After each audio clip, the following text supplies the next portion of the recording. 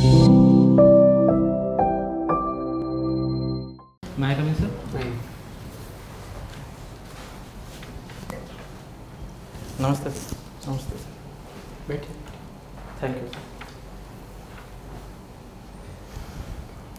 Graduation आपका किस में है? सर मेरा बीएससी है। बीएससी जी सर। किस में किया है? बीएससी में क्या सर क्या सब्जेक्ट मैथमेटिक्स है? है, फिजिक्स और केमिस्ट्री है। Maths, physics, chemistry, BSc. Yes, ठीक sir. है, तो आपका थर्ड ईयर में कौन सा सब्जेक्ट आपने ड्रॉप किया इन तीनों में? सर मैंने इसमें से केमिस्ट्री ड्रॉप किया है। तो मैथ्स आपका है अभी, ठीक है। जी और सर। आपने 2018 में, तो आप मतलब क्वाइट न्यू ग्रेजुएट, ज़्यादा पुराना आप हुए नहीं है, तो जी सर। अज्यूमिंग कि आपको अपना थोड़ा सा याद होगा। तो ये बताइए कि साइन इनवर्स एक्स की डोमेन क्या है? सर वर्तमान समय तो मुझे जो ग्रेजुएशन से संबंधित पाठ्य सामग्री सर याद नहीं है, परंतु अच्छा। सर जो अपना इस समय पढ़ रहे हैं वो सर उसके बारे में कुछ बता। फॉकलैंड आइलैंड कहाँ है, पता है? जी सर। सर फॉकलैंड दक्षिणी अटलांटिक महासागर में अवस्थित है सर। अच्छा, ये जो ब्रॉस्फरस स्ट्रेट कुछ सुना है, कहाँ है? जी सर। ये कहाँ है? सर बॉस्फोरस स्ट्रेट भूमध्य सागर में अवस्थित है और ये काला सागर को मारमारा सागर से जोड़ती है सर। अच्छा, ये जो आपका जो डेसिकेटिंग इफेक्ट कुछ सुना है कभी? डेसिकेटिंग इफेक्ट क्या होती है? हिंदी में आप ज्योग्राफी लिखते हैं? जी सर। डेसिकेटिंग इफेक्ट वो क्या? अच्छा, चलिए ठीक है। जो कैनरी आइलैंड आप जानते हैं कहाँ है? जी सर। तो वहाँ पे क्या एक ये रीज़न क्या है, आपको क्या लगता है, क्या रीज़न है कि जो भी आपके मेजॉरिटी ऑफ द डेजर्ट है 20 to 30 डिग्री जो उसके हैं लैटिट्यूड के बीच में है डेजर्ट, ऐसा कुछ रीज़न आपको क्या लगता है? सर उसका रीज़न ये है कि जो कैनरी आइलैंड है उसके आसपास एक कैनरी जलधारा प्रवाहित होती है, जो कि एक ठंडी जलधारा है। ठंडी जलधारा बहने से क्या होता है कि जो समुद्र के आसपास का जो क्षेत्र होगा वहाँ पे उच्च वायुदाब की स्थिति बनने लगती है, और उच्च वायुदाब के अवस्थिति बनने का जो वर्षा से संबंधित या वर्षण से संबंधित जो भी प्रक्रियाएं हैं उनकी जो संभावना है वो न्यून हो जाती है, जिस कारण वहाँ पर ऐसा है। आप थोड़ा सा सोचिए, देखिए जो डेसिकेटिंग वर्ड यूज़ किया था उसमें एग्जैक्टली होता क्या है कि वो कोल्ड करंट है, ठंडी करंट जैसे कि आपने बनाया है, तो वो क्या कर रहा है एग्जैक्टली? थोड़ा सा, चूंकि आप साइंस के भी स्टूडेंट हैं, थोड़ा सा आप उसमें सोचिए क्या आपका मॉलिक्यूलर लेवल पे क्या हो रहा है एयर के साथ, कुछ थोड़ा सा एक साइंस स्टूडेंट के हिसाब से बताएं, क्योंकि आपका साइंस ग्रेजुएशन भी है, ज्योग्राफी ऑप्शनल है सर। तो हाँ, क्या एग्जैक्टली हो रहा है? कोल्ड करंट है, ठंडी धारा है, और जो है वहीं पे बगल में एयर है जिसमें कि वेपर्स है, तो वो क्या एग्जैक्टली हो रहा है आपके हिसाब से? सर इसके 3 कारण माने जाते हैं। पहला तो जो कैनारी जलधारा है वो ठंडी है, जिस कारण वहाँ पर उच्च वायुदाब की स्थिति बनी रहती है। सर दूसरा है जो ये इसका आसपास का जो क्षेत्र है, यहाँ पर दोनों तरफ से आने वाली जो वायु होती है वो नीचे उतरती है, अर्थात वहाँ पे वायु का अवरोहण होता है। कहाँ पे? इसका जो कैनारी के आसपास का जो क्षेत्र है, जहाँ 20 to 30 जो है आपका एक लैटिट्यूड है, उसमें पूरा ही मोस्टली डिजर्ट्स हैं, राइट? तो सिर्फ कैनरी वाला ही पोर्शन की बात आप पूरा बताइए कि इन जनरल क्या है कि डिजर्ट्स उस जगह क्यों ज़्यादा है? सर उसके आसपास मेरे अनुसार सर 3 मैंने एक तो ये आपने जलधारा वाला बताया, और कोई आपको सर लगता है? दूसरा जो पवनें होती हैं या वायु होती है उनका अवरोहण है। अच्छा ठीक है, क्या है उनका अवरोहण? मतलब नीचे बैठना। नीचे बैठना है जी सर। या फिर आपको ऐसा तो नहीं लगता कहीं दिशा तो ऐसी नहीं है कि वो पानी की तरफ से आ रही है, पानी की विपरीत दिशा में जा रही है? पानी लेकर के आएंगी हवाएं तभी जो है बारिश होगी, शायद पानी लेके ना आ रही हो। और सर तीसरा कारण यह है कि जो मानसूनी वर्षा होती है वो पूर्व से पश्चिम की दिशा पर संचरित होती है, और पश्चिम तक पहुँचते पहुँचते जो जलवाष्प होती है वो सूख जाती है, जिस कारण वहाँ पर वर्षा की संभावना न्यून हो जाती है। अच्छा ठीक है। और ये आर्टिकल 17 क्या है? सर इसमें अस्पृश्यता को समाप्त करने की बात कही गई है। और ये आपको पता है कि कलेजियन सिस्टम पे कुछ थोड़ा सा इश्यू चल रहा है, तो आपको लगता है क्या है कि क्या कलेजियन सिस्टम सही है, या जो नेशनल जुडिशियल अपॉइंटमेंट कमीशन एक बनाया था जिसको कि सुप्रीम कोर्ट ने एक वर्डिक्ट केस को कैंसिल कर दिया था, नल एंड वाइड, तो आपको क्या लगता है कि इन दोनों में कौन सा सही है, और क्या आपका इसमें मत है? सर इसमें मैं कॉलेजियन प्रणाली को सही मानता हूँ। ठीक है सर इसका कुछ कारण है, जैसे कि जो कॉलेजियन जैसे कि हमारे संविधान में भी इस बात की पुष्टि हुई है कि कार्यपालिका को न्यायपालिका से पृथक करने का, जो कि अनुच्छेद 50 में है। और दूसरा यह है कि जो न्यायपालिका है, न्यायपालिका में कार्यपालिका का हस्तक्षेप नहीं होना चाहिए। और तीसरा है, इससे जो न्यायपालिका है, न्यायपालिका में पारदर्शिता बनी हुई है, और कुछ लोग ये बोल रहे हैं ना कि जो है फिर जजेस ही जजेस को रिक्रूट कर रहे हैं, तो आपको क्या लगता है कि आप इस चीज़ को कैसे बोलेंगे? आप कह रहे हैं आप कलेजियम को आप कह रहे हैं आपके हिसाब से सही है जी सर। तो जजेस ही जजेस को रिक्रूट कर रहे हैं, इसमें जो है इस जो क्रिटिसिज्म है इसको आप कैसे बताएंगे कि ये क्या है? आपको कैसे इसका क्या जवाब देंगे आप?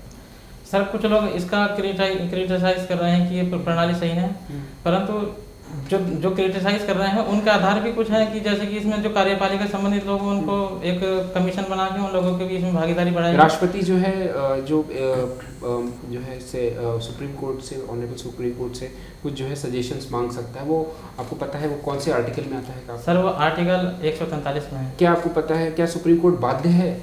नो सुप्रीम सर, कोर्ट किसी भी केस में बाध्य नहीं सर एक केस में बाध्य है, यदि जैसे कि राष्ट्रपति कोई भी किसी प्रकार की सलाह चाहते हैं तो कौन सा केस ऐसा जब बात है सुप्रीम कोर्ट को आपको देना ही पड़ेगा जजमेंट? सर यदि कोई अधिकार से संबंधित है किसी प्रकार अधिकार? Yes sir. कैसा अधिकार? सर जो मूल अधिकार। मूल अधिकार का जो है सबसे बड़ा मतलब सबसे इम्पोर्टेंट आर्टिकल अगर आपको बोलना हो तो कौन सा होगा? सर मैं आर्टिकल 32 का कहूँगा। तो 32 है, 32 और एक दूसरा है हाई कोर्ट का 226, दोनों में कौन सा आर्टिकल का स्कोप ज़्यादा है?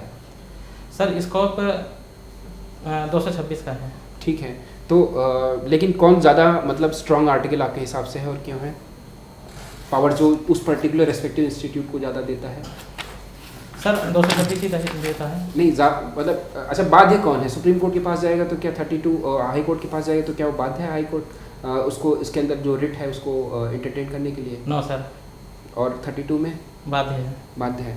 अच्छा, कौन से इमरजेंसी का जो है इंडिया में फाइनेंशियल इमरजेंसी कब लगाई गई थी? सर अभी तक ऐसी परिस्थिति कौन सी आर्टिकल है? सर आर्टिकल 360 है। 360 है। जो नेशनल इमरजेंसी है वो उसमें जो है एक आप एक तो वर्ड है एक्सटर्नल एग्रेशन और एक आर्म रिबेलियन, ठीक है? Yes, तो ये और मतलब दो तरह की इमरजेंसीज नेशनल इमरजेंसीज होती है ना, प्रोक्लेमेशन। कौन सी वो दो तरह की कौन सी हो सकती है? सर जो अनुच्छेद 352 के तहत जो इमरजेंसी है उसको हम राष्ट्रीय आपातकाल के नाम से जानते हैं, और ये युद्ध बाह्य इसके 3 आधार बताए हैं: युद्ध, बाह्य आक्रमण या सशस्त्र विद्रोह। और चूंकि इससे पहले एक हो गई एक्सटर्नल इमरजेंसी, एक इंटरनल इमरजेंसी है। और तो इसमें कौन सा आर्टिकल है आपका जो फंडामेंटल राइट्स का जो ऑटोमेटिकली सस्पेंड होता है? सर इसमें B19 ये कहें कि अनुच्छेद 20 और 21 358 आर्टिकल और 359 आर्टिकल सुना है आपने कभी? इनके बारे में थोड़ा सा कुछ एक दो डिफरेंस बता सकते? सर जो 358 है, यदि अगर किसी भी समय भारत या हमारे राष्ट्र के भीतर इसके अंतर्गत क्या होता है तो अनुच्छेद 358 के तहत आर्टिकल 19 निलंबित हो जाएगा। और 359 में यह है कि अनुच्छेद 20 और 21 को छोड़ के और जो भी आर्टिकल है वो निलंबित हो जाएंगे। अच्छा, तो अनुच्छेद 358 में केवल 19 का प्रावधान है। कोई इन्वायरमेंटल एनजीओ आप जानते हैं? जी सर। सर साइंस CSE है, science for centre science and education. Yes sir. CSE। अच्छा, यस सर। तो इंडिया में जो है सबसे बड़ा नेशनल पार्क बता सकते हैं कहाँ पे है? सर सबसे बड़ा नेशनल पार्क नेशनल पार्क और चलिए इसे छोड़िए, नेशनल पार्क और वाइल्ड लाइफ सेंचुरी में कुछ डिफरेंस है क्या? है, उसमें हमें कुछ कार्य करने की आज़ादी है, जैसे कि हम किसमें आज़ादी? वाइल्ड लाइफ सेंचुरी होती है उसमें कुछ कार्य करने की आज़ादी है, जैसे कि पशु चारा ले सकते हैं और कुछ लकड़ियाँ भी काट सकते हैं। परंतु जो नेशनल पार्क होता है वहाँ पर इस प्रकार की जो मानवीय गतिविधियाँ हैं उन पर प्रतिबंध है सर। अच्छा, ये यूपी में कोई है क्या बायोस्फीयर रिजर्व? नो सर, नहीं है। यूपी में नेशनल पार्क कितने हैं? सर यूपी में नेशनल पार्क केवल एक है, दुधवा नेशनल पार्क। अच्छा, और वाइल्ड लाइफ सेंचुरीज का कुछ मतलब कुछ एक रफ नंबर? सर लगभग 11 है। चलिए ठीक है सर। तो ज्योग्राफी आपका ऑप्शनल सब्जेक्ट है? जी सर। हॉर्न ऑफ अफ्रीका किसे कहता है? कौन कौन से देश आते हैं? सर हॉर्न ऑफ अफ्रीका में 4 देश हैं, सोमालिया, इथोपिया और जिबूती है और केन्या है। कौन सा है सर? एक राष्ट्र और है, सोमालिया, जिबूती और एक राष्ट्र के 3 ही है उसमें? सॉरी सर 4 है। 4 हैं? जी सर। अच्छा, एशिया अफ्रीका को अलग काउंट कैसे करते हैं? सर एशिया को अफ्रीका से ये तो स्वेज नहर के माध्यम से अलग होते हैं, और सर एक जलसंधि है बाब अल मंडेब जलसंधि। ये किसको कौन कौन से सी को अलग करती है? सर ये जो बाब अल जल मंडेब जलसंधि लाल सागर को अरब सागर से अलग करती है। ठीक है, लाल सागर अरब सागर। जी सर। अच्छा, इंटरनेशनल फंडिंग क्या है? सर फंडिंग यही है कि जो कुछ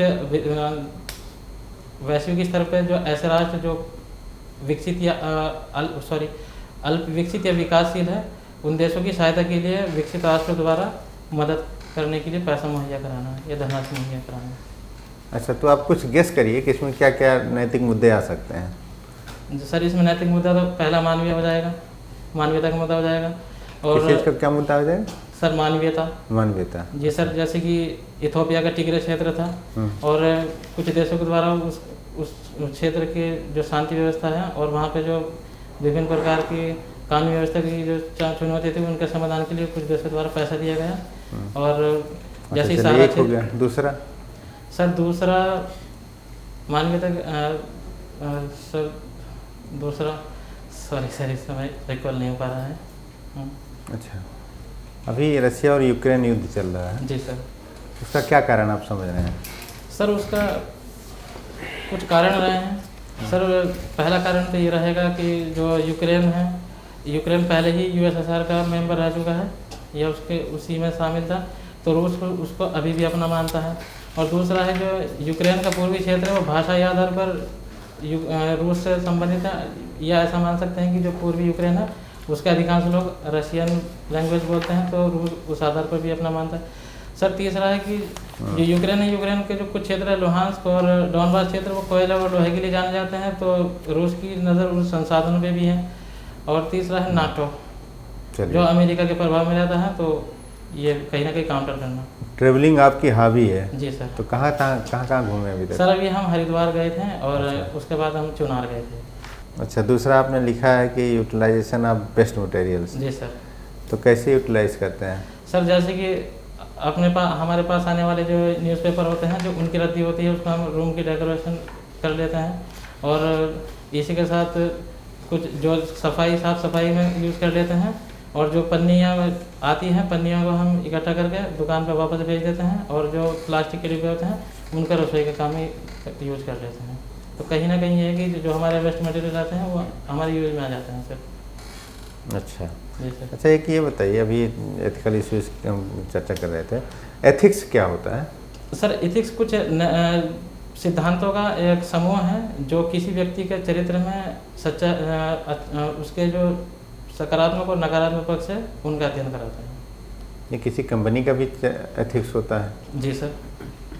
सर जैसे कि कोड ऑफ इथिक्स हो गई और कोड ऑफ कंडक्ट हो गई, तो उसमें कुछ एथिकल बातें ही होती है। क्या अंतर होता है दोनों में? सर जो कोड ऑफ इथिक्स है उसमें ये होता है कि हमें क्या करना है, और जो कोड ऑफ कंडक्ट होता है उसमें ये होता है क्या नहीं करना है। तो कहीं ना कहीं ये जो एक उदाहरण से समझाइए तो। एक उदाहरण से सर उदाहरण के तौर पर जैसे कि कोई कंपनी है और कंपनी के कोड ऑफ इथिक्स है कि ये गुप्तता के आधार पर जो कोई बात होगी तो कर्मचारी इस बात को जब तक कहा ना जाए या ऐसी परिस्थिति उत्पन्न ना हो कि इसको ओपन करना है तब तक वो गुप्त ही रखेंगे। तो कोड ऑफ कंडक्ट में हम मान सकते हैं। ठीक है सर। साहब जी ये बताइए, जी सर। 1 अप्रैल को ही हम लोग वित्तीय वर्ष की शुरुआत क्यों मानते हैं? सर ऐसा है, रिजर्व बैंक ऑफ इंडिया है, इसकी स्थापना 1 अप्रैल 1935 को हुई थी। तो उसी समय की जो तत्कालीन सरकार थी उसने 1 अप्रैल को ही वित्तीय वर्ष घोषित किया था। आप कंफर्म हैं आप सर? कि तुक्का मार रहे हैं? हाँ, सर मेरी राय तो यही है सर। अच्छा, आपकी राय यही है? जी सर। अच्छा, तो फिर ये बताइए कि जो अकाउंटिंग ईयर जो है, जो आरबीआई का अकाउंटिंग ईयर है वो कब से चालू होता है? सर वो पहले यही था 1 अप्रैल जुलाई से होता था पहले, जुलाई से, परंतु वर्तमान समय में उसको फाइनेंशियल ईयर के साथ ही समाहित कर दिया गया है। समाहित हो गया है? जी सर। अच्छा अच्छा अच्छा, चलिए ठीक है। अच्छा ये बताएं कि जो अभी हाल ही में बजट एक्सरसाइज हुई यहाँ पर जो है, जी सर, ठीक है, और बजट एक्सरसाइज में एक कंसेप्ट होता है क्या, राजकोषीय घाटा। जी सर। राजकोषीय घाटा क्या होता है? सर जब भारत सरकार की जो आय है और व्यय, यदि उनके मध्य जो आने वाला नकारात्मक अंतर होता है उसको हम राजकोषीय घाटे के नाम से जानते हैं, जो कि वर्तमान समय में 4 कुछ है सर। अच्छा अच्छा अच्छा, प्राथमिक घाटा क्या होता है? सर इसमें से सॉरी सर इसमें परिभाषा नहीं है। सोचो कि आप सही बता रहे हो, जी सर। सोच के बताओ। सर ये भी आय और व्यय से ही संबंधित है, परंतु इसमें कुछ सब्सिडियाँ या इससे सब कुछ ऐसा एस्पेक्ट लगा हुआ है सर। अच्छा, ये इसी से जुड़ा हुआ हमारे पास में FRBM अधिनियम है। जी सर। इसमें काफ़ी बीच में चर्चा भी हुई थी। तो ये FRBM है क्या है? सर इसकी फुल फॉर्म हम फाइनेंशियल रेस्पॉन्सिबिलिटी बजट मैनेजमेंट 2003 है सर ये। और इसमें जो राजकोषीय घाटा है, राजकोषीय घाटे को रेगुलेट या नियंत्रित करने का प्रावधान है सर। और कुछ ऐसा था कि वर्ष 2009 तक या कुछ इसमें एक लिमिट थी कि उस वर्ष तक जो राजकोषीय घाटा है वो 3% के नीचे करने का प्रयास करेंगे। तो क्या वो हो पाया? सॉरी सर, वो तो नहीं हो पाया है, वो तो अभी बराबर उससे कहाँ 2009 बता रहे हैं, कहाँ 2023 चल रहा है, तो बड़ा गैप हो गया यहाँ पर जो है। FRBM का मतलब क्या होता है? अपने आप में कानून है जी सर ना, तो कानून तो हम लोग मान नहीं पाए, तो इसका एक्ट का फ़ायदा क्या होगा? क्या हटाना चाहिए इस एक्ट को हमको? सर हटाना तो उचित नहीं होगा, परंतु भारत सरकार को इस एक्ट के जो प्रावधान है उनको सुचारू रूप से लागू करने के लिए जो अपनी नीतियां हैं उनमें कुछ परिवर्तन करने इसके लिए कोई समिति बैठी थी क्या? जी सर, NK सिंह समिति थी। ये NK सिंह कौन है? सर ये वर्तमान समय जो फाइनेंशियल कमीशन है उनके चेयरपर्सन हैं। अच्छा ठीक है। अच्छा, मॉनसून भी एक काफ़ी ज़्यादा हमारे अर्थव्यवस्था को प्रभाव करता है। मॉनसून संबंध जो है ये, जिसका संबंध ज्योग्राफी से है, और वो हमारी इकोनॉमी को कैसे प्रभाव कर रहा है? सर इसके लिए कुछ कारण बताऊंगा। सर जैसे कि मानसून यदि पहले आएगा जो खड़ी फसलें हैं वो नष्ट हो जाएगी। मानसून लेट आएगा, पहले आएगा तो भी खराब हो जाएगी। जी सर, और लेट आएगा तो फसलों की बुवाई में देर हो जाएगी तो भी नुकसान होगा। और सर यदि मानसून में अनियमितता रहती है तो सूखा और बाढ़ एक साथ आ सकते हैं। और मानसून इसी दूसरा ये रहेगा कि कहीं ना कहीं मानसून की लेट लतीफ़ी अनियमितता विभिन्न प्रकार की जो फसलें होती हैं उनमें कई प्रकार के रोग। ऐसे कौन कौन से कारक हैं जो मानसून को प्रभावित कर सकते हैं? सर जी सर पहला तो है जो भारत की अवस्थिति है, जो मानसूनी पवनों की जो संचरण है वो भी प्रभावित करता है। और सर एक बहुत ही इम्पोर्टेंट कारक माना जाता है ला नीनो और एल नीनो। अच्छा, एल नीनो क्या होता है? सर एल नीनो है जब ये प्रशांत महासागर में इसकी उत्पत्ति होती है। और जो सर ला नीनो बता रहे हैं पहले, तो ला नीनो के कारण क्या होता है कि जो पश्चिमी प्रशांत महासागर है वहाँ का जो जल होता है वो ठंडा होने लगता है, जिस कारण वहाँ पे उच्च वायुदाब की अवस्थिति बनने लगती है। परिणाम स्वरूप जो ला नीना में ठंडा होता है, गर्म होता है? सर ला नीनो में ठंडा होता है, ठंडा होता है, ठंडा हो जाता है। जिस कारण एल नीनो में क्या होता है? एल नीनो में सर गर्म हो जाता है। अच्छा, उसका प्रभाव क्या पड़ता है? सर ला नीनो में क्या होगा कि जो जब समुद्र में उच्च वायुदाब की स्थिति बनेगी तो जो हवाएं होंगी वह समुद्र से स्थल की ओर चलने लगेगी, जिस कारण वर्षा से संबंधित स्थिति उत्पन्न होने लग जाएगी। परंतु यदि समुद्र के भीतर निम्न वायुदाब बनेगा गर्म जल होने से तो कहीं ना कहीं। अच्छा ये बताएं, अगर बाई चांस जो है पश्चिमी विक्षोभ आता है और पश्चिमी विक्षोभ की वजह से मार्च अप्रैल के आसपास या मार्च के आसपास जो है तिब्बती पठार में बर्फ़ पड़ जाती है, तो इससे कोई प्रभाव पड़ेगा क्या? जी सर, कुछ प्रभाव पड़ सकता है सर। कहाँ तिब्बत है, कहाँ ये मानसून है? क्योंकि सर जो ये पश्चिमी विक्षोभ आता है, पश्चिमी विक्षोभ का जो मार्ग है संचरित होने का वो इसी मध्य एशियाई क्षेत्र के आसपास का ही रहा है, और जो तिब्बत का पठार है वो इसी के क्षेत्र में पड़ता है। तो यदि वहाँ पे बर्फबारी होगी तो इसका मतलब यह है कि वहाँ पहले से ही निम्न वायुदाब की अवस्थिति बनी हुई है, और जब निम्न वायुदाब की अवस्थिति बनी हुई होगी तो वो अपनी तरफ को जो पश्चिमी विक्षोभ से आने वाली हवाएं होंगी उनको और तेज़ी के साथ खींचेगा, जिस कारण जो आसपास का क्षेत्र होगा उसमें और ज़्यादा वर्षा होगी। पश्चिमी विक्षोभ की वजह से जो है जो बर्फ़ पड़ रही है, तिब्बत में बर्फ़ पड़ रही है जी सर, उसका मानसून में क्या प्रभाव पड़ेगा? सर मानसून में यही होगा कि तिब्बत में जो बर्फ़ पड़ रही है, हाँ, तो प्रभाव पड़ेगा उसका? नहीं पड़ेगा, मैं बस ये पूछना चाह रहा हूँ। पड़ेगा, हवाएं ठंडी हो जाएगी, वायु में नमी घुल जाएगी और जिस कारण वर्षा की मात्रा बढ़ जाएगी। जी सर। अच्छा, ज्योग्राफी को कैसे आप समझा सकते हैं? क्या एक अच्छा डेफिनेशन बताइए जो कि हम समझ सकें क्या ज्योग्राफी और विषय से अलग है, जियोलॉजी से अलग है। ज्योग्राफी भूगोल होता क्या है? सर ये ज्योग्राफी इसका जो हिंदी अर्थ है सर वो भूगोल है, और इसकी यदि इसका संधि विच्छेद किया जाए तो भू प्लस गोल अर्थात पृथ्वी गोल है। इसमें जो पृथ्वी है, पृथ्वी से संबंधित समस्त प्रक्रियाओं का अध्ययन किया जाता है जो भूगोल के अंतर्गत आती है। ये अगुलास करंट कहाँ है बता सकते हैं? जी सर। कहाँ पे? सर किस ओशन में आता है? सर ये हिंद महासागर में आती है। साउथ या नॉर्थन? सर ये साउथ में आती है। Thank you sir.